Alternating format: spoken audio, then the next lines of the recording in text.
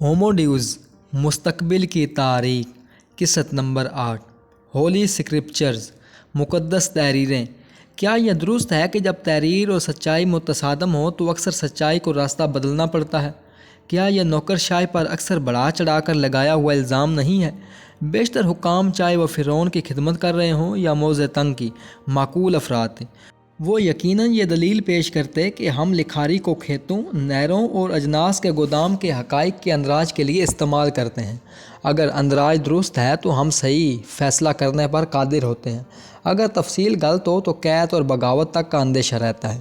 پھر ہم یا کسی مستقبل کی حکومت کے اہلکار ان غلطیوں سے سبق سیکھتے ہیں اور زیادہ بہتر تفصیل درج کرنے کی کوشش کرتے ہیں۔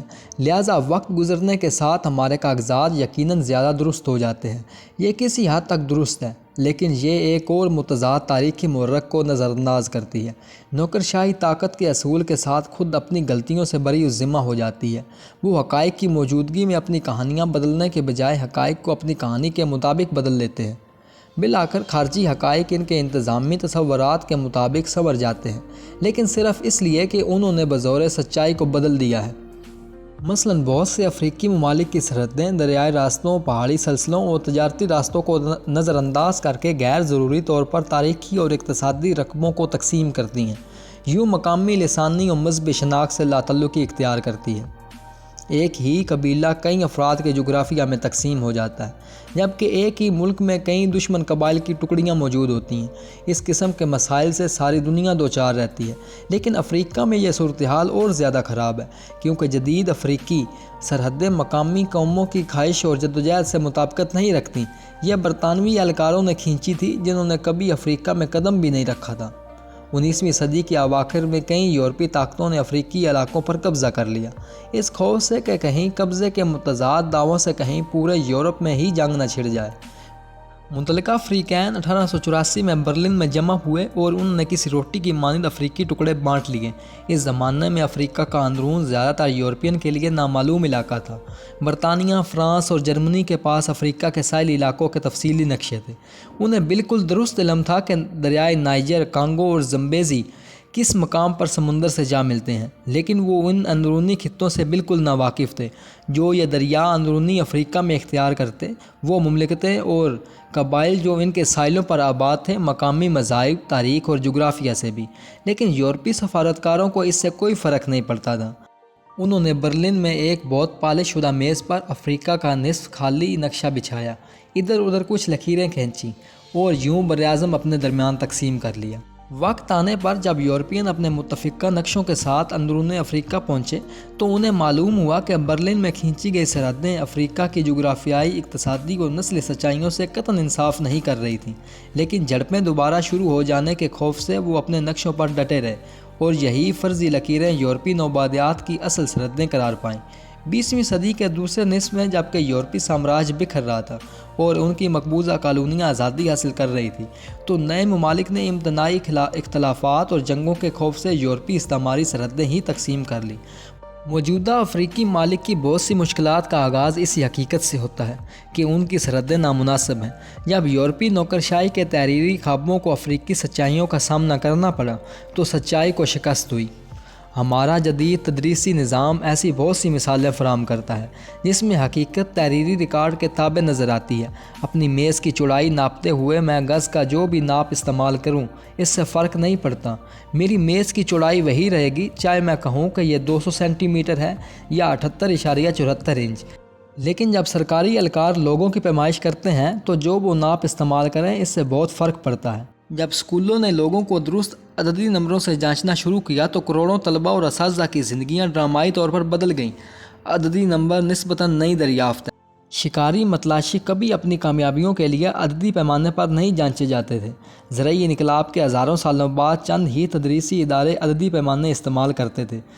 جفت سازی کے قدیم مدرسے میں شاگردوں کو کوئی کاغذ نہیں ملتا تھا جس پر لکھا ہوتا کہ انہیں فیتہ سازی پر A گریڈ ملا ہے مگر بکسوے پر منفی C گریڈ۔ شیکسپیئر کے زمانے میں آکسفورڈ کے انڈر گریجویٹ طلبہ کے لیے دو ہی امکانات تھے، ڈگری کے ساتھ یا ڈگری کے بغیر۔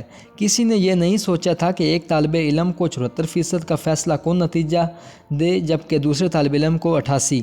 یہ صنعتی دور کا وسیع تدریسی نظام تھا جس نے باقاعدگی سے عددی پیمانہ شروع کیا۔ جب حکومتی ادارے اور کارخانے دونوں عددی زبان سمجھنے کے عادی ہو گئے تو اسکولوں نے بھی اسے اپنا لیا۔ وہ ہر شاگرد کی وقت اس کی اوسط عددی قدر سے متعین کرنے لگے، جبکہ ہر استاد اور پرنسپل کی وقت اسکول کی عمومی اوسط سے متعین کی جانے لگی۔ ایک بار اہلکاروں نے یہ پیمانہ اپنا لیا تو حقیقت بدل گئی۔ شروع میں اسکولوں کا ہدف طلباء کی فکر کو روشن کرنا اور انہیں تعلیم دینا ہوتا تھا۔ عددی قدر محض کامیابی کا ایک پیمانہ تھا، لیکن قدرتی طور پر جلد ہی اسکولوں نے اعلیٰ نمبروں کے حصول کو مقصد بنا لیا۔ جیسا کہ ہر بچہ، استاد اور انسپکٹر جاننا جاتا ہے، امتحان میں اچھے نمبروں کے حصول کی اہلیت اور ادب، حیاتیات یا ریاضی کو صحیح طور سے سمجھنے کی صلاحیت دو مختلف چیزیں ہیں۔ ہر بچہ، استاد اور انسپکٹر یہ بھی جانتا ہے کہ اگر دونوں میں سے ایک کا انتخاب کرنا پڑے تو زیادہ تر اسکول نمبروں کو ترجیح دیں گے۔ لیکن تحریر کی طاقت کا اعلیٰ ترین مظہر مقدس تحریریں ہیں۔ پرانی تہذیبوں میں پادری اور لکھاری تحریر کو سچائی کا رہنما سمجھنے لگے۔ ابتدا میں تحریر انہیں مالیہ، کھیت اور اناج کے گودام کے متعلق بتاتی، لیکن جب اہلکاروں کی طاقت بڑھی تو تحریر کے اختیار میں بھی اضافہ ہو گیا۔ پادری نہ صرف خدا کی ملکیت تحریر کرنے لگے بلکہ اس کے احکامات، افعال اور رموز بھی۔ اس کے نتیجے میں پیدا ہونے والی دستاویزات نے مکمل سچائی کو احاطۂ تحریر میں لانے کی کوشش کی، اور علماء کی نسلیں ہر جواب کو بائبل، قرآن یا وید میں تلاش کرنے کی عادی ہو گئیں۔ نظریاتی طور پر اگر کسی مقدس کتاب میں حقیقت سے روگردانی کی گئی ہو تو جلد یا بدیر اس کے معتقدین اسے دریافت کر لیں گے اور تحریر کا اختیار زائل ہو جائے گا۔ ابراہم لنکن کا کہنا تھا کہ آپ ہر آدمی کو ہر وقت بے وقوف نہیں بنا سکتے۔ یہ محض خام خیالی تھی۔ عملی طور پر انسان کے مابین اشتراک کا ہر نظام سچائی اور مفروضوں کے درمیان ایک نازک رشتے سے مشروط ہے۔ اگر آپ حقیقت کو بہت زیادہ جھٹلائیں گے تو یہ آپ کو کمزور کر دے گی اور آپ زیادہ شفاف نظر حریف سے مقابلہ نہیں کر سکیں گے۔ دوسری جانب بنا کسی فرضی داستانوں پر یقین کیے آپ لوگوں کو وسیع پیمانے پر اشتراک پر آمادہ نہیں کر سکتے۔ یوں اگر 100% سچائی سے جڑے رہیں، اس میں مفروضوں کی کسی ملاوٹ کے بغیر، تو چند ہی افراد آپ کی پیروی کریں گے۔ اگر آپ کسی زمانی مشین کے ذریعے ایک جدید سائنسدان کو قدیم مصر میں پہنچا دیں تو وہ مقامی راہبوں کے مفروضوں کا پول کھول کر یا کسانوں کو ارتقاء، اضافیت یا کوانٹم طبیعیات پر لیکچر دے کر تو طاقت پر قابض نہیں ہو سکے گا۔ لیکن اگر ہمارا سائنسدان اپنے علم کے استعمال سے چند بندوقیں اور توپیں بنا لے تو اسے فرعون اور مگرمچھ کے خدا سوبیک پر یقیناً غلبہ حاصل ہو جائے گا۔ لیکن لوہے کی کانکنی کے لیے، لوہا پگھلانے کا الاؤ جلانے کے لیے اور بارود کی تیاری کے لیے سائنسدان کو بہت سے محنتی کسانوں کی ضرورت ہوگی۔ کیا آپ کے خیال میں وہ انہیں یہ بتا کر متاثر کر لے گا کہ اگر توانائی کو کمیت سے تقسیم کر دیں تو وہ روشنی کی رفتار کے برابر ہو جاتی ہے، یعنی E=mc²؟ اگر ایسا ہے تو ذرا موجودہ افغانستان یا شام کا سفر کر کے اپنی قسمت آزمائی کر لیجئے۔ واقعی طاقتور انسانی ادارے مثلا فرعون، مصر، یورپ کی مملکتیں اور جدید تدریسی نظام یہ سب شفاف نظر نہیں رکھتے۔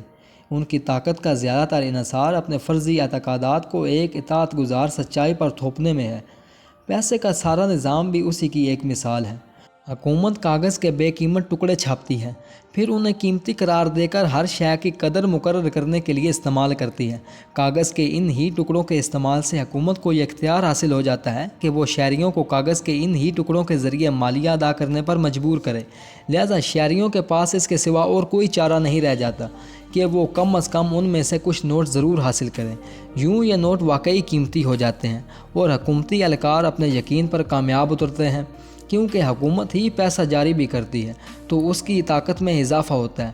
اگر کوئی یہ احتجاج کرتا ہے یہ تو محض کاغذ کے بے وقت ٹکڑے ہیں اور ایسا برتاؤ کرے گا جیسے وہ واقعی کاغذ کے ٹکڑے ہوں، تو وہ زندگی میں بہت آگے نہیں بڑھ سکے گا۔ یہی بات اس وقت بھی ہوتی ہے جب تدریسی نظام یہ طے کرتا ہے کہ میٹرک کا امتحان ہی طلبہ کی جانچ کا بہترین طریقہ ہے۔ اس نظام میں اتنا اختیار ہے کہ وہ کالج میں داخلوں اور سرکاری دفاتر، نجی شعبوں میں بھرتی کے لیے معیار پر بھی اثر انداز ہو سکے۔ لہذا طلبہ اپنی تمام کوششیں اچھے نمبروں کے حصول میں صرف کرتے ہیں۔ اعلیٰ ملازمتوں پر اچھے نمبروں والے افراد فائز ہوتے ہیں جو فطری طور پر اس نظام کی تائید کرتے ہیں جس سے وہ آگے بڑھیں۔ یہ حقیقت کہ تدریسی نظام اہم امتحانات کو کنٹرول کرتا ہے اسے مزید طاقتور بنا دیتی ہے۔ کالجوں، سرکاری دفاتر اور ملازمتوں کے بازار میں اس کے اثر و رسوخ میں اضافہ ہو جاتا ہے۔ اگر کوئی یہ احتجاج کرے کہ ڈگری کا سرٹیفکیٹ محض کاغذ کا ایک ٹکڑا ہے اور اسی کے مطابق عمل بھی کریں تو وہ زندگی میں زیادہ آگے نہیں بڑھ سکتا۔ مقدس صحیفے بھی ایسے ہی عمل کرتے ہیں۔ مذہبی اہلکار یہ دعویٰ کرتے ہیں کہ کتاب مقدس میں ہمارے تمام سوالات کے جواب موجود ہیں۔ یہ عدالتوں، حکومتوں اور تجارتوں کو بیک وقت مجبور کرتے ہیں کہ کتاب مقدس کے احکامات پر عمل کریں۔ جب کوئی دانا شخص صحیفہ پڑھ کر پھر دنیا کو دیکھتا ہے تو اسے ایک مطابقت نظر آتی ہے۔ صحیفے کہتے ہیں کہ آمدنی کا ایک حصہ خدا کی راہ میں دو، اور دیکھو سب دے رہے ہیں۔ صحیفے کہتے ہیں کہ عورت مرد سے کم تر ہے، وہ قاضی نہیں بن سکتی، نہ عدالت میں گواہی دے سکتی ہے، تو دیکھو یقیناً کوئی خواتین قاضی نہیں ہیں، اور عدالتیں ان کی گواہی کو مسترد کرتی ہیں۔ صحیفے کہتے ہیں کہ جو خدا کا فرمان پڑھے گا وہ دنیا میں کامیاب رہے گا، تو دیکھو تمام اچھی ملازمتوں پر وہ لوگ فائز ہیں جنہیں صحیفے حفظ ہیں۔ ایک ایسا دانا شخص یقیناً فطری طور پر مقدس کتاب کا مطالعہ شروع کر دے گا، اور کیونکہ وہ عقل مند ہے تو وہ ایک مقدس پنڈت بن کر قاضی کے عہدے پر فائز ہوگا۔ جب وہ قاضی ہوگا تو وہ عورتوں کو گواہی نہیں دینے دے گا، اور جب وہ اپنا جانشین منتخب کرے گا تو یقیناً ایسے شخص کو چنے گا جو کتاب مقدس کا اچھا عالم ہو۔ اور اگر کوئی یہ احتجاج کرے یہ کتاب تو محض ایک کاغذ ہے اور اسی کے مطابق عمل کرے، تو ایسا مرتد زندگی میں زیادہ آگے نہیں جا سکے گا۔ جب صحیفے کسی سچائی کی اصل حقیقت کے بارے میں لوگوں کو گمراہ کریں تب بھی وہ ہزاروں سالوں تک اپنا اختیار برقرار رکھتے ہیں۔ مثلا بائبل میں تاریخ کا بیان بنیادی طور پر غلط ہے، لیکن پھر بھی یہ ساری دنیا میں پھیلی اور کروڑوں افراد اب بھی اس پر یقین کرتے ہیں۔ بائبل نے تاریخ کے یک خدائی یقین کو فروغ دیا، اس دعوے کے ساتھ کہ ساری دنیا پر ایک طاقت کل کی حکومت تھی جو سب سے زیادہ میرے اور میرے اعمال کے بارے میں فکر مند ہے۔ اگر کوئی اچھائی ظہور پذیر ہو تو یقیناً یہ میرے کسی اچھی اعمال کا انعام ہوگا، کوئی آنے والی مصیبت میرے گناہوں کی سزا۔ لہٰذا قدیم یہودی یہ یقین رکھتے تھے کہ اگر انہیں قحط کا سامنا ہو یا بابل کا بادشاہ نیبوشادنیزار یہود پر حملہ آور ہو کر اس کی آبادی کو دربدر کر دے تو یقیناً یہ ان کے اپنے گناہوں کی آسمانی سزا تھی۔ اور اگر فارس کے بادشاہ سائرس نے بابل والوں کو شکست دے کر یہودیوں کو اپنے گھروں میں لوٹ جانے کی اجازت دی اور یروشلم دوبارہ تعمیر کیا تو یقیناً خدا نے ان کی توبہ قبول کر لی تھی۔ بائبل یہ تسلیم نہیں کرتی کہ ممکن ہے یہ قحط فلپائن میں آتش فشاں کے پھٹنے کا نتیجہ تھا۔ نیبوشادنیزار نے بابل کے تجارتی مفادات کی خاطر حملہ کیا تھا اور یہودیوں کی حفاظت کے لیے شاہ سائرس کی اپنی سیاسی وجوہات تھی۔ بائبل ماحولیات، بابل کی اقتصادیات یا فارس کے سیاسی نظام کو سمجھنے میں کوئی دلچسپی نہیں رکھتی۔ تمام انسان اسی طرح اپنے بچپن میں اپنی ذات میں ہی کھوئے رہتے ہیں۔ تمام مذاہب اور ثقافتوں کے بچے یہی سمجھتے ہیں کہ وہ ہی دنیا کا مرکز ہیں، لہٰذا وہ دوسروں کے احساسات میں بہت کم دلچسپی لیتے ہیں۔ یہی وجہ ہے کہ طلاق بچوں کے لیے اس قدر تکلیف دہ ہوتی ہے۔ ایک 5 سالہ بچہ یہ سمجھنے سے قاصر ہے کوئی اہم واقعہ عمل پذیر ہے جس کی وجوہات کا اس کی ذات سے کوئی تعلق نہیں۔ ماں اور باپ چاہے کتنی ہی بار اسے سمجھائیں کہ وہ آزاد افراد ہیں، اپنے ذاتی مسائل اور خواہشات سے لیس اور ان کی علیحدگی کو کوئی وجہ نہیں ہے، لیکن یہ بچہ سمجھنے سے قاصر ہے۔ اسے یقین ہے کہ ہر چیز اسی کی وجہ سے ہوتی ہے۔ زیادہ تر افراد بچپن کی اس غلط فہمی سے نکل آتے ہیں یا خدائی کے پیروکار اپنی موت تک اس میں گرفتار رہتے ہیں، کسی بچے کی مانند جو یہ سمجھتا ہے کہ اس کے والدین اس کی وجہ سے لڑ رہے ہیں، یا خدائی والے کو یقین ہے کہ فارس کی بابل سے جنگ اسی کی وجہ سے ہے۔ پرانی بائبل کے دور میں بھی کچھ ثقافتوں میں تاریخ کی زیادہ حقیقی تفسیر موجود تھی۔ روحیت مظاہر اور کثیر الخدائی مذاہب دنیا کو ایک ہی خدا کے بجائے بہت سے مختلف قوتوں کے لیے کھیل کا میدان بیان کرتے تھے، لہٰذا روحیت مظاہر اور کثیر الخدائی کے لیے یہ یقین کرنا آسان تھا کہ بہت سے واقعات میری ذات یا میرے پسندیدہ دیوتا سے وابستہ نہیں، نہ وہ میرے گناہوں کی سزا ہیں، نہ میرے اچھے اعمال کی جزا۔ یونانی مورخین ہیروڈوٹس اور تھوسیڈائیڈس اور چینی مورخین جیسے سیماکیان نے تاریخ کے بارے میں بہت پیچیدہ نظریات پیش کیے جو ہماری جدید فکر سے بہت قریب ہیں۔ انہوں نے دلیل دی کہ جنگیں اور انقلابات بہت سیاسی، سماجی اور اقتصادی عوامل کی وجہ سے پھوٹ پڑتے ہیں۔ اپنی کوئی غلطی نہ ہونے کے باوجود افراد جنگ کا شکار ہو سکتے ہیں۔ اس لیے ہیروڈوٹس نے فارس کی سیاست میں گہری دلچسپی لی اور سیماکیان نے اسٹیپی قوم کی سیاست اور مذہب میں بہت دلچسپی رکھتا تھا۔ موجودہ دور کے اسکالر بائبل کے بجائے سیماکیان اور ہیروڈوٹس سے زیادہ متفق ہیں۔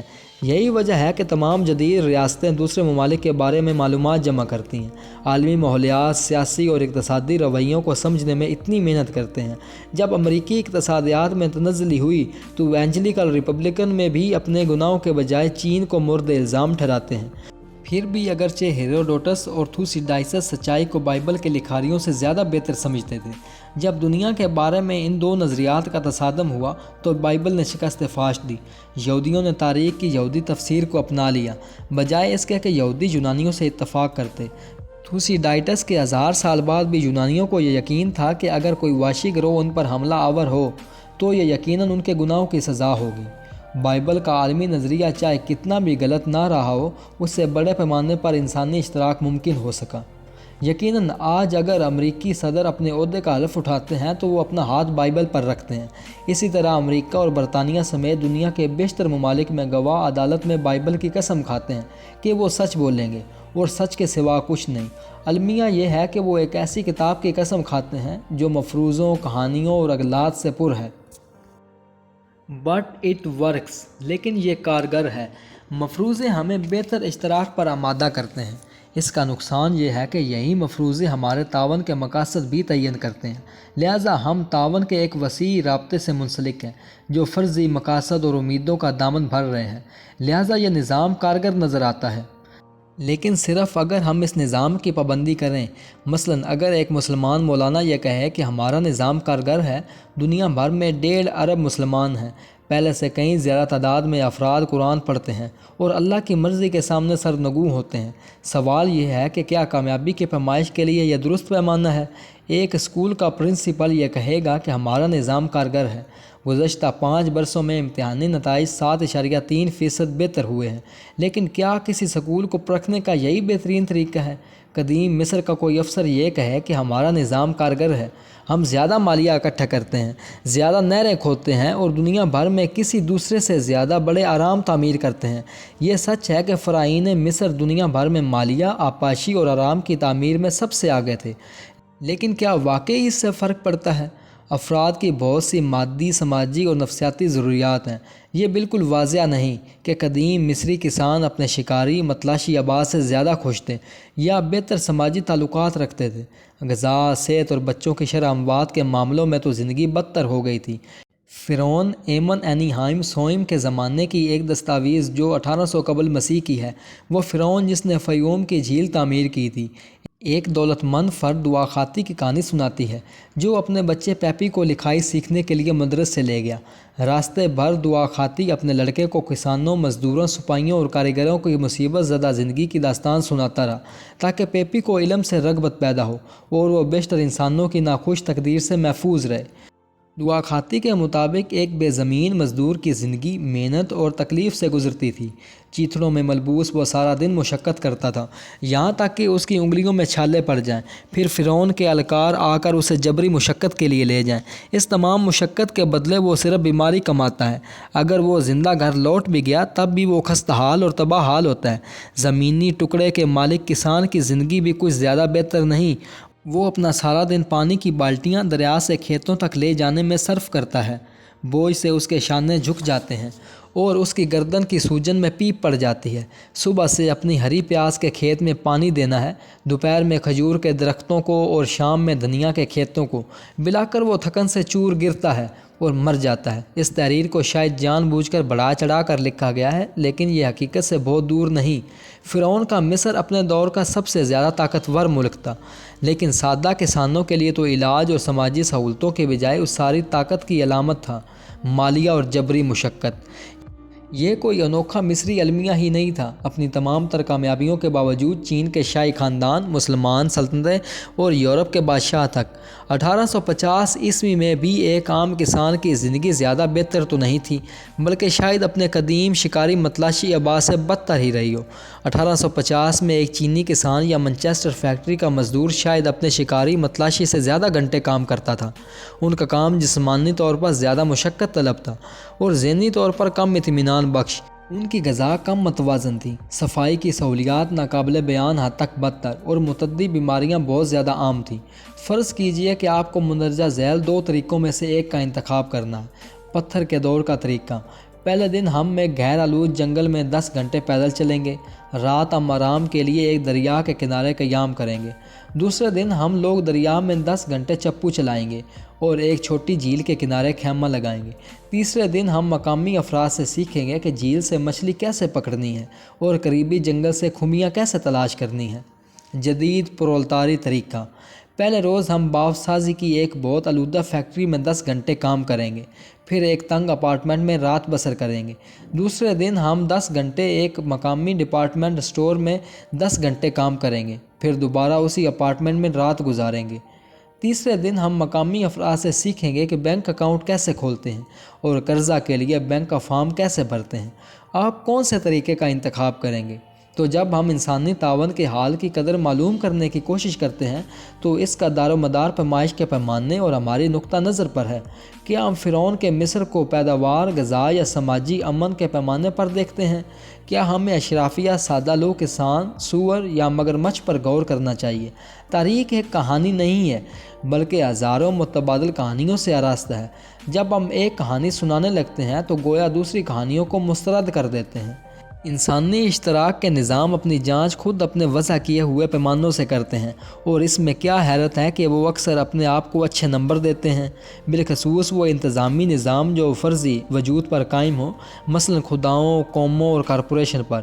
وہ اپنی کامیابی عموماً اسی فرضی وجود کی نظر سے دیکھتے ہیں۔ ایک مذہب اس وقت کامیاب ہے جب تک وہ الہی احکامات کی سختی سے پابندی کرے۔ کوئی قوم اس وقت عروج پاتی ہے کہ اگر وہ قومی مفادات کی حفاظت کرے، اور کارپوریشن اس وقت کامیاب ہے اگر وہ بہت سے دولت مند پیدا کرے۔ تو انسانی تعاون کے نظام کی جانچ کے لیے یہ بات سمجھ میں آتی ہے کہ کبھی کبھار اس کا جائزہ حقیقی وجود کی نظر سے بھی کیا جائے۔ یہ کیسے معلوم ہو کہ کوئی وجود حقیقی ہے؟ بہت آسانی سے، بس اپنے آپ سے سوال کیجئے، کیا اسے تکلیف دی جا سکتی ہے؟ جب لوگ زیوس کا معبد جلا دیتے ہیں تو اس سے زیوس کو تو کوئی مشکل پیش نہیں آتی۔ جب یورو اپنی قیمت کھو دیتا ہے تو اس سے یورو کو تو کوئی تکلیف نہیں پہنچتی۔ جب کوئی بینک دیوالیہ ہو جائے تو اس سے بینک کو تو کوئی تکلیف نہیں ہوتی۔ جب کسی ملک کو جنگ میں شکست سے دوچار ہونا پڑے تو وہ ملک تو مصیبت کا سامنا نہیں کرتا۔ یہ تو محض ایک استعارہ ہے۔ اس کے مقابلے میں جب کوئی سپاہی جنگ میں زخمی ہوتا ہے تو اسے واقعی تکلیف ہوتی ہے۔ جب کسی فاقہ زدہ کسان کے پاس کھانے کو کچھ نہیں ہوتا تو وہ یقیناً تکلیف اٹھاتا ہے۔ جب کوئی گائے اپنے نوزائیدہ بچے سے الگ کر دی جاتی ہے تو اسے تکلیف ہوتی ہے۔ یہ ہے حقیقی وجود۔ یقیناً مفروضہ پر ہمارے یقین سے بھی تکلیف دی جا سکتی ہے۔ مثلا مذہب یا قوم کی داستانوں سے جنگ چھڑ سکتی ہے جس سے لاکھوں افراد بے گھر ہو جاتے ہیں، اپنے اعضاء اور اپنی جان تک گنوا دیتے ہیں۔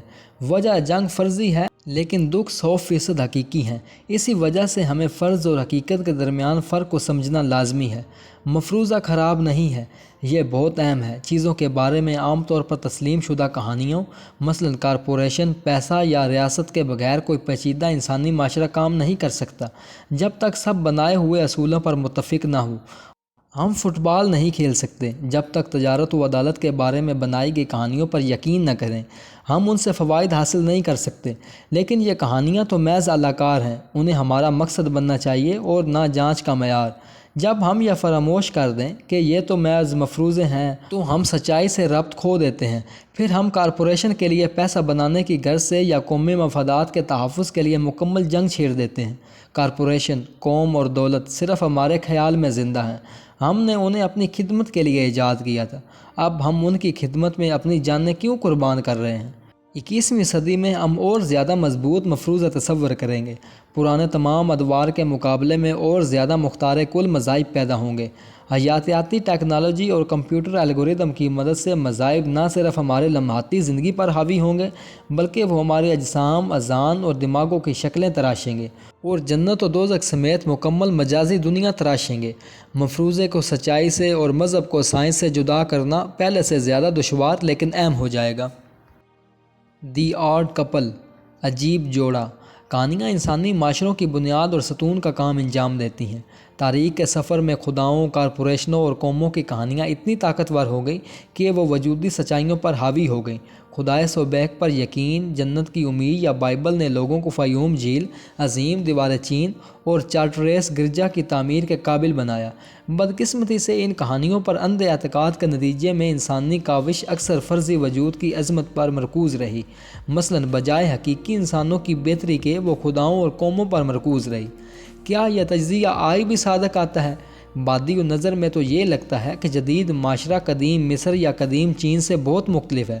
کیا جدید سائنسی ترقی نے انسانی کھیل کے بنیادی قوانین کو تبدیل نہیں کر دیا؟ کیا یہ کہنا درست نہیں ہوگا کہ روایتی مفروضوں کی بستور اہمیت کے باوجود جدید سماجی نظام اب سائنسی نظریات پر زیادہ انحصار کرتے ہیں؟ مثلا نظریہ ارتقاء جو قدیم مصر یا قدیم چین میں کوئی وجود نہیں رکھتا تھا۔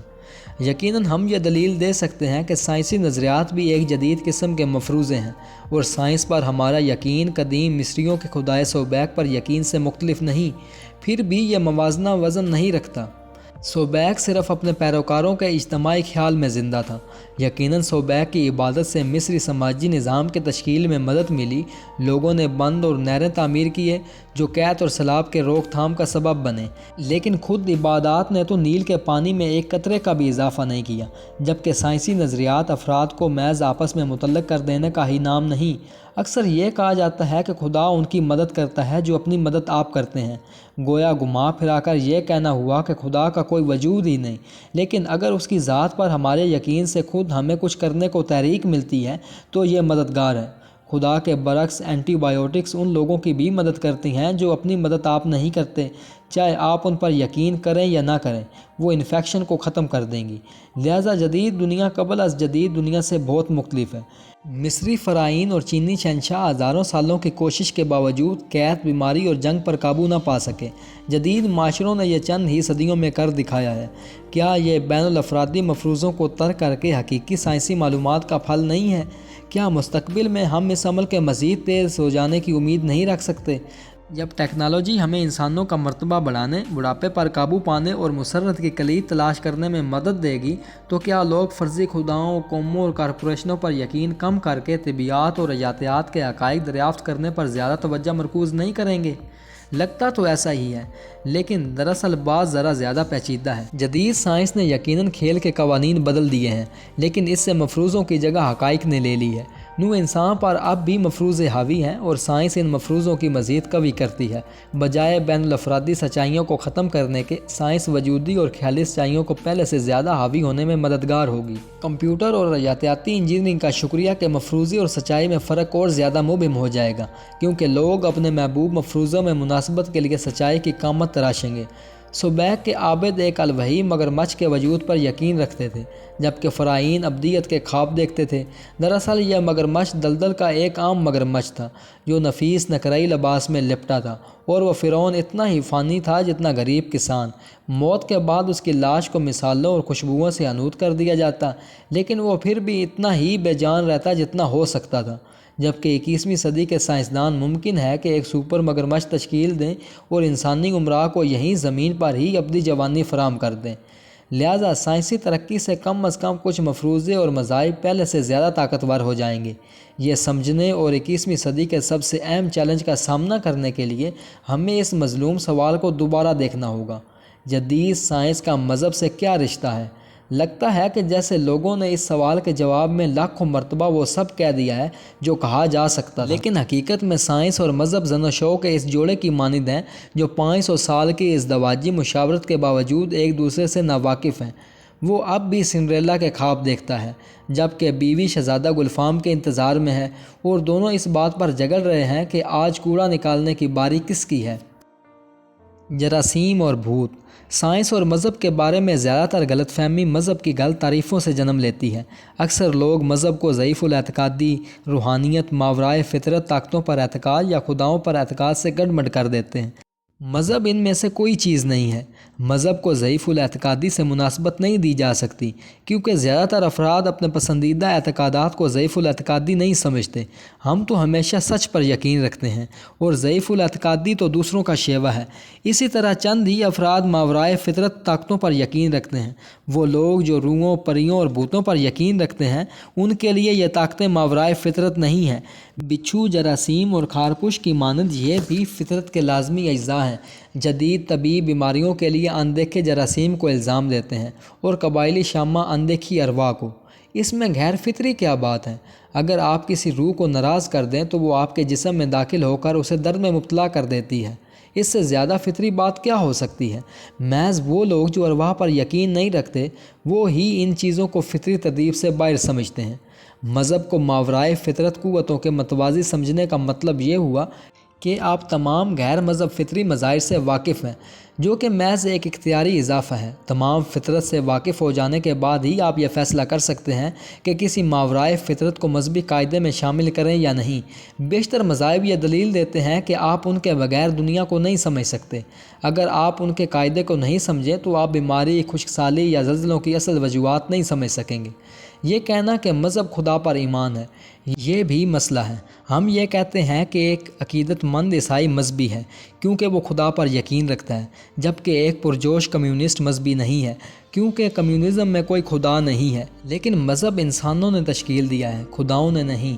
उसकी तारीफ़ उसके समाजी कामों से मुतय्यन होती है, खुदाओं के वजूद से नहीं। मज़हब एक कुल इख्तियारी कहानी है जो इंसानी कवानीन, रवायात और अक़दार को जवाज़ फराम करती है। ये इंसानी माशरती निज़ाम की ये कह कर तायीद करती है कि यह मावराए फितरत कवानीन का अक्स है। मज़हब यह बताता है कि हम इंसान कुछ इखलाकी कवानीन के ताबे हैं जो ना हमने ईजाद किए हैं और ना हम उन्हें बदल सकते हैं। एक दीनदार यहूदी तो यही कहेगा कि इखलाकी कवानीन का ये सिलसिला खुदा ने बाइबल के ज़रिए नाफिज किया है। हिंदू ये कहेंगे कि ब्रह्मा, विष्णु और शिवा ने यह कवानीन वाज़ह किए हैं और इंसानों तक वेदों के ज़रिए भेजे। दूसरे मज़ाहिब बुद्ध मत, ताओइज़्म, कम्युनिज़म, नाज़ीइज़्म से आज़ाद ख्याली ये कहते हैं कि यह मावराए फितरत कवानीन दरअसल कवानीन कुदरत हैं और किसी खुदा के वज़ा किए हुए नहीं हैं। यकीनन हर ग्रोह कुदरती कवानीन के एक मुख्तलिफ ग्रोह पर यकीन रखता है जिन्हें मुख्तलिफ पैगम्बरों या रोशन ज़मीरों ने दरियाफ़्त या ज़ाहिर किया, बुद्ध, लाओइज़ी, मार्क्स और हिटलर तक। कोई यहूदी लड़का अपने बाप के पास आकर पूछता है कि अब्बा हम सूअर क्यों नहीं खाते? बाप पुरफ़िक्र अंदाज में अपनी लंबी लहर या दाढ़ी पर हाथ फेरते हुए जवाब देता है कि देखो यानकील, दुनिया इस तरह चलती है। तुम अभी बच्चे हो और इसे समझ नहीं सकते, लेकिन अगर हम सूअर खा लें तो खुदा हमें सज़ा देगा और हमारा अंजाम बुरा होगा। ये मेरा ज़ाती ख्याल नहीं है, राबी का भी नहीं। अगर राबी दुनिया की तख्लीक करता तो मुमकिन है कि वो ऐसी दुनिया बनाता जिसमें सूअर खाना हराम ना होता, लेकिन दुनिया राबी ने नहीं, खुदा ने बनाई है। और खुदा ने कहा है, मुझे नहीं मालूम ऐसा क्यों कहा, लेकिन उसने कहा है कि हमें सूअर नहीं खाना चाहिए, लिहाजा उन्हें नहीं खाना चाहिए। समझे? 1943 में एक जर्मन बच्चा अपने बाप के पास आया जो कि SS का एक आला ओहदेदार है और पूछा कि अब्बा हम यहूदियों को क्यों कत्ल कर रहे हैं? बाप ने अपने चमड़े के चमकीले जूते पहने हुए उसे समझाया कि देखो फ्रिट्स, दुनिया इस तरह चलती है। तुम अभी बच्चे हो और नहीं समझ सकते, लेकिन अगर हम यहूदियों को ज़िंदा रहने दें तो वो नूह इंसान का इनतात करके उसे ख़त्म कर देंगे। ये मेरा ख्याल नहीं है और ना ही ये हिटलर का ख्याल है। अगर हिटलर ने यह दुनिया तख्लीक की होती तो मुमकिन है कि वो वैसी दुनिया बनाता जिसमें फितरी चुनाव का कानून लागू नहीं होता और आर्यन और यहूद मुकम्मल हमआहंगी के साथ ज़िंदा रह सकते। लेकिन दुनिया हिटलर ने तश्कील नहीं दी, इसने तो महज कवानीन फितरत को बयान किया है और फिर हमें हदायत दी है कि कैसे हम उनके ताबेदार रहें। अगर हम कवानीन की खिलाफ वर्जी करेंगे तो हमारा हशर ख़राब होगा। बात वाज़ह हो गई। 2016 में एक बरतानवी लड़का अपने बाप के पास आया जो कि एक मेंबर पार्लियामेंट है और पूछा कि अब्बा हमें मशरक़ वस्ता में मुसलमानों के इंसानी हकूक़ के बारे में क्यों फ़िक्रमंद होना चाहिए। बाप ने अपनी चाय की प्याली नीचे रखी और एक लम्हा के लिए सोचा, फिर कहने लगा, देखो डंकन, दुनिया इस तरह चलती है। तुम अभी बच्चे हो और नहीं समझ सकते, लेकिन तमाम इंसान मशरक़ वस्ता के मुसलमान भी एक ही जैसी फितरत रखते हैं और एक ही जैसे हकूक़ के हकदार हैं। ये मेरा ख्याल नहीं है और ना ही पार्लियामेंट का फ़ैसला है। अगर यह दुनिया पार्लियामेंट ने तख्लीक की होती तो तमाम क्वांटम तिबियात के मामले के साथ ये आफाकी इंसानी हकूक़ भी किसी झेली कमेटी में कहीं दफन होते, लेकिन दुनिया पार्लियामेंट ने तख्लीक नहीं की। वो तो महज उसे समझने की कोशिश कर रही है और हमें मशरक़ वस्ता में मुसलमानों के फितरी हकूक़ का एहतराम करना चाहिए, वरना जल्द ही खुद हमारे हकूक़ पामाल होंगे और हमारा इंजाम ख़राब हो जाएगा। चलो अब जाओ यहाँ से। लिबरल, कम्युनिस्ट और जदीद नज़रियात के पैरोकार अपने निज़ाम को मज़हब कहना पसंद नहीं करते क्योंकि वो मज़हब को ज़ईफ़ुल एतक़ादी और मावराए फ़ितरत क़ुव्वतों से मंसूब करते हैं। اگر آپ کسی لبرل یا کمیونسٹ سے یہ کہیں کہ وہ مذہبی ہے تو وہ سمجھے گا کہ آپ اس پر بے عقل بے بنیاد کا ناممکن خواب دیکھنے کا الزام لگا رہے ہیں، حالانکہ اس کا صرف یہی مطلب ہے کہ وہ کسی ایسے اخلاقی قوانین کے نظام پر یقین رکھتے ہیں جو انسانی ایجاد نہیں ہیں لیکن جن کی اطاعت انسانوں پر فرض ہے۔ جہاں تک ہمیں علم ہے تمام انسانی معاشرے اس پر یقین رکھتے ہیں۔ ہر معاشرہ افراد کو یہی بتاتا ہے کہ ان پر کچھ ماورائے انسانی اخلاقی ضوابط کی پابندی لازم ہے اور اس قانون کی خلاف ورزی کا انجام بہت برا ہوگا۔ ظاہر ہے کہ مذہب اپنی کہانیوں، مربوط احکامات، اپنے سزا و جزا کے وعدوں کے حساب سے بہت مختلف ہیں۔ جیسے قرون وسطیٰ کے یورپ میں کیتھولک چرچ کی دلیل یہ تھی کہ خدا امیر لوگوں کو پسند نہیں کرتا۔ یسوع مسیح نے کہا تھا کہ کسی امیر آدمی کے جنت کے دروازے میں سے گزرنے کے مقابلے میں کسی اونٹ کا سوئی کے ناکے سے گزرنا زیادہ آسان ہے۔ عمرا کو خدائی حقیقت میں داخلے کے لیے چرچ انہیں بہت زیادہ خیرات دینے پر اکساتا تھا۔ کنجوسوں کے لیے جہنم کی نوید تھی۔ جدید کمیونزم بھی عمرا کو پسند نہیں کرتا، لیکن وہ انہیں طبقاتی تنازع سے اس دنیا میں ڈراتا ہے اور ابھرتے ہوئے ادنا طبقے سے شکست کی نوید دیتا ہے۔ اگر آپ خود اتفاق سے کمیونسٹ ہیں تو آپ کہیں گے کمیونزم اور عیسائیت پھر بھی بہت مختلف ہیں، کیونکہ کمیونزم درست ہے اور عیسائیت غلط۔ طبقاتی تنازع سرمایہ داری میں گندا ہوا ہے، لیکن در حقیقت اس میں عمرا مرنے کے بعد ہمیشہ کے لیے دوزخ کے عذاب میں مبتلا نہیں ہوتے۔ اسے درست مان لے تب بھی اس کا یہ مطلب نہیں ہے کہ کمیونزم ایک مذہب نہیں ہے۔ اس کا مطلب یہ ہوا کمیونزم ہی ایک سچا مذہب ہے۔ ہر مذہب کے پیروکار یہی ایمان رکھتے ہیں کہ صرف ان کا ہی مذہب سچا ہے۔ شاید ہر مذہب کے پیروکار درست ہیں۔ If you meet the Buddha، اگر آپ کی گوتم بدھ سے ملاقات ہو جائے، یہ دلیل کہ مذہب سماجی نظام کو برقرار رکھنے اور بڑے پیمانے پر اشتراک کا ایک اوزار ہے، ان لوگوں کو پریشان کرتی ہے جن کے لیے یہ ایک روحانی راستہ ہے۔ لیکن بالکل جیسے ہماری سمجھ کے برعکس مذہب اور سائنس میں خلیج بہت تنگ ہے، اسی طرح مذہب اور روحانیت میں خلیج بہت وسیع ہے۔ مذہب ایک معاہدہ ہے جبکہ روحانیت ایک سفر۔ مذہب دنیا کا ایک تفصیلی بیان ہے اور ہمیں ایک متعینہ مقاصد کے ساتھ ایک معاہدہ فراہم کرتا ہے۔ خدا موجود ہے، وہ ہم سے ایک مخصوص طرز حیات کا مطالبہ کرتا ہے۔ اگر آپ خدا کی اطاعت کریں تو جنت میں داخل کیے جائیں گے، اگر آپ اس کی نافرمانی کریں تو دوزخ کی آگ کا ایندھن بنیں گے۔ یہ معاہدہ اتنا شفاف ہے کہ اس کی وجہ سے معاشرہ اپنی اقدار اور رویے وضع کرتا ہے جو انسانی رویوں کی رہنمائی کرتے ہیں۔ روحانی سفر ایسے نہیں ہوتے، وہ پراسرار طریقوں سے افراد کو نامعلوم منزلوں کی طرف لے جاتے ہیں۔ یہ تلاش عموماً کسی بڑے سوال سے شروع ہوتی ہے، مثلاً میں کون ہوں، زندگی کیا معنی رکھتی ہے، اچھائی کیا ہے، جبکہ زیادہ تر افراد طاقتوں کے بنے ہوئے جوابات سے مطمئن ہوتے ہیں۔ روحانیت کے متلاشی اتنی آسانی سے مطمئن نہیں ہوتے، جہاں سے بھی ملے وہ اس بڑے سوال کا جواب تلاش کرتے ہیں، صرف وہی نہیں جہاں سے وہ مانوس ہوں یا جہاں جانا انہیں پسند ہو۔ لہٰذا زیادہ تر افراد کے لیے تدریسی مطالعہ کوئی روحانی سفر نہیں بلکہ معاہدے ہیں، کیونکہ یہ ہمیں ان مقاصد کی سمت لے جاتے ہیں جو ہمارے بزرگوں، حکومتوں یا بینکوں نے منظور کیے ہوں۔ میں 3 سال تعلیم حاصل کر کے امتحان میں کامیاب ہوں گا، پھر BA کی ڈگری لے کر ایک اچھی تنخواہ والی ملازمت شروع کروں گا۔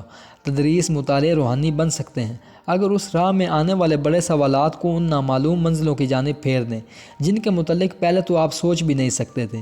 مثلاً ایک طالب علم وال اسٹریٹ پر نوکری کی امید میں اقتصادیات کی تعلیم شروع کر دیتا ہے، لیکن اگر اس کی تعلیم کسی طرح اسے ہندو آشرم کی طرف لے جاتی ہے یا زمبابوے میں ایڈ کے مریضوں کی دیکھ بھال پر اکساتی ہے تو اسے ہم ایک روحانی سفر کہہ سکتے ہیں۔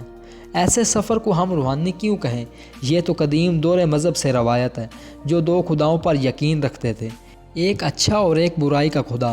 دور مذہب کے مطابق نیکی کے خدا نے خالص اور ابدی ارواح کو پیدا کیا جو روحانیت کے پرسکون دنیا میں رہتی ہے، لیکن برائی کا خدا جسے کبھی شیطان بھی کہتے ہیں اس نے ایک مادی دنیا تعمیر کی۔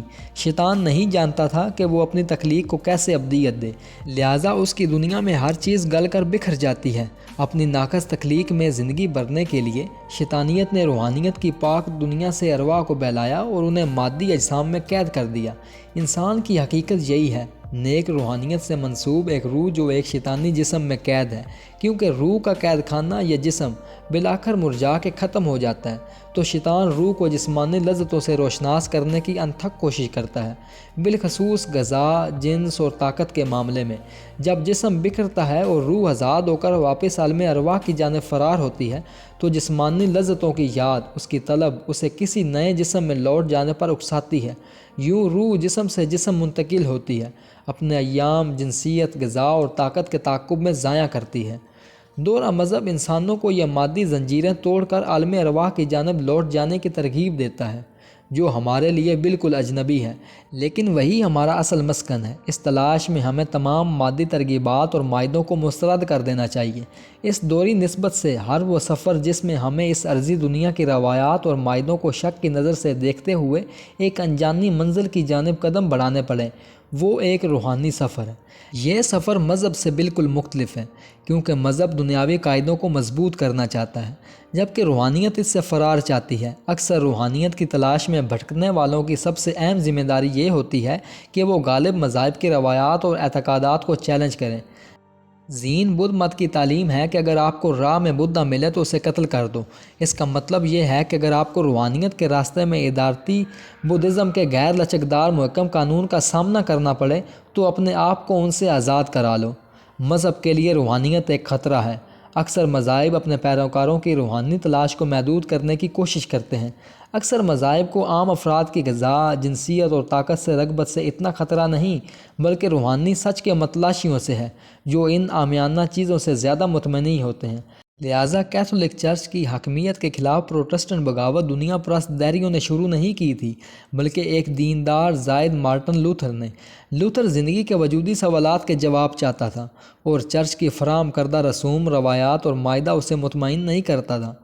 لوتھر کے زمانے میں چرچ اپنے پیروکاروں کو بہت ترغیب انگیز راستے دکھاتا تھا۔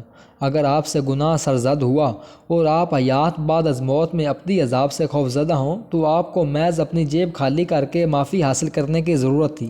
16ویں صدی کی ابتدا میں چرچ پیسہ ور نجات دہندہ ملازم رکھتا تھا، جو یورپ کے گاؤں اور قصبوں میں پھر کر مقررہ قیمت پر نجات فروخت کرتے تھے۔ آپ کو جنت میں داخلے کا ویزا درکار ہے، 10 نقرئی سکے ادا کیجیے۔ آپ چاہتے ہیں کہ مرحوم دادا ہائنز اور دادی گیٹروڈ بھی وہاں آ ملیں، کوئی مسئلہ نہیں، بس اس میں آپ کے 30 سکے مزید خرچ ہوں گے۔ ان میں سب سے مشہور نجات دہندہ ڈومینیکن سلسلے کے جوہانس ٹیٹزل کا کہنا تھا کہ جس لمحے سکہ پیسوں کے صندوق میں کھنکتا ہے تو روح عقوبت خانے سے فرار ہو کر جنت میں داخل ہو جاتی ہے۔ لوتھر جتنا زیادہ اس معاہدے اور اس چرچ کے بارے میں سوچتا جو یہ معاہدہ فراہم کر رہا تھا، اتنا ہی اور زیادہ مشکوک ہو جاتا۔ آپ نجات خرید تو نہیں سکتے، پوپ کو شاید یہ اختیار ہی نہیں کہ وہ لوگوں کے گناہوں کو معاف کر کے جنت کے دروازے کھول دے۔ پروٹسٹنٹ روایت کے مطابق 31 اکتوبر 1931 کو لوتھر وٹنبرگ کے آل سینٹ چرچ میں داخل ہوا۔ وہ ایک ہتھوڑی، کچھ کیلوں اور لمبی دستاویز لیے تھا۔ اس دستاویز میں عصری مذہبی روایات کے خلاف 95 نظریات درج تھے، جن میں نجات کی فروخت بھی شامل تھی۔ لوتھر نے اسے چرچ کے دروازے پر ٹھونک کر پروٹسٹنٹ اصلاحات کا آغاز کر دیا، جس میں نجات کے متلاشی تمام عیسائیوں کو پوپ کے خلاف بغاوت کر کے جنت کے متبادل راستے تلاش کرنے کی ترغیب دی گئی تھی۔ تاریخی اعتبار سے روحانیت کا سفر ہمیشہ دردناک ہوتا ہے، کیونکہ یہ معاشروں کا نہیں، افراد کا تنہا راستہ ہے۔ انسانی اشتراک کے لیے صرف سوالات کی ہی نہیں، جوابات کی بھی ضرورت ہوتی ہے۔ جو مضحکہ خیز مذہبی اداروں کے خلاف علم بلند کرتے ہیں، وہ اکثر ان کی جگہ نئے ادارے کھڑے کر دیتے ہیں۔ یہی دور مذہب کے ساتھ ہوا، جن کا روحانی سفر مذہبی اداروں میں ڈھل گیا۔ یہی مارٹن لوتھر کے ساتھ ہوا، جو کیتھولک قوانین، اداروں اور روایات کے خلاف بغاوت کرنے کے بعد خود نئی قوانین کی کتب تحریر کرنے لگا، نئے ادارے اور نئی روایات قائم کرنے لگا۔ خود بدھا اور یسوع مسیح کے ساتھ یہی ہوا۔ سچ کی تلاش میں مسالیت نہ کر کے انہوں نے روایتی ہندوازم اور یہودیت کے قوانین، روایات اور نظام کو برباد کیا، لیکن بالآخر تاریخ میں کسی بھی اور نام سے زیادہ ان کے نام پر مزید قوانین، مزید روایات اور مزید نظام وضع ہوئے۔